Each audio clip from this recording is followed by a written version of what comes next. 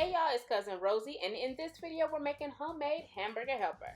So here I have some of the ingredients. We got our ground beef. I'm using 80/20, bell pepper, onion, garlic, and of course some nice sharp cheddar cheese, okay?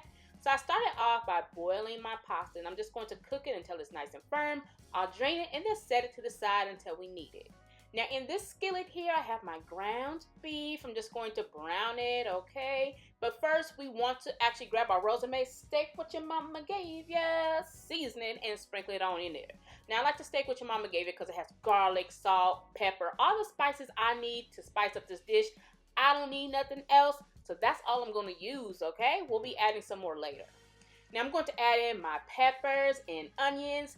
Before I did this step, I did drain out most of the fat. I left about 2 tablespoons in there for flavor and to help fry up the veggies.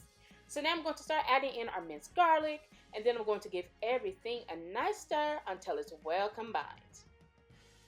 So the next step will be sprinkling in some all-purpose flour.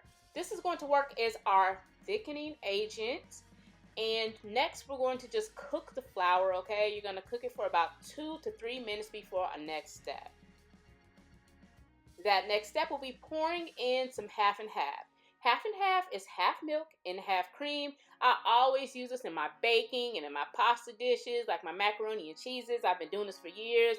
I just love it. Now, right there, I didn't have all my half and half in, but if you go to my blog, iHeartRecipes.com, and you want the exact measurements, you can print out this recipe and many more of my recipes for free, okay? So iHeartRecipes.com if you want the complete recipe.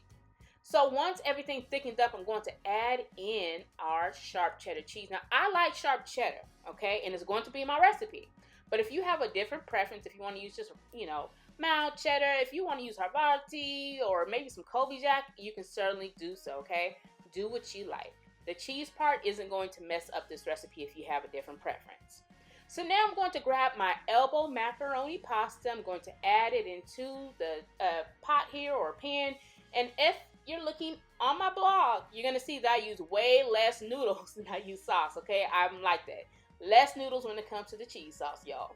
Now I'm going to add in more steak which your mama gave you to flavor up everything. Make sure everything is nice and seasoned to perfection. And with this steak which your mama gave you, it will be. Now we're going to add everything into that 9x13. As you see, that's what I'm doing right here. My oven is being preheated on 350, okay? And I'm going to add the remaining cheeses on top.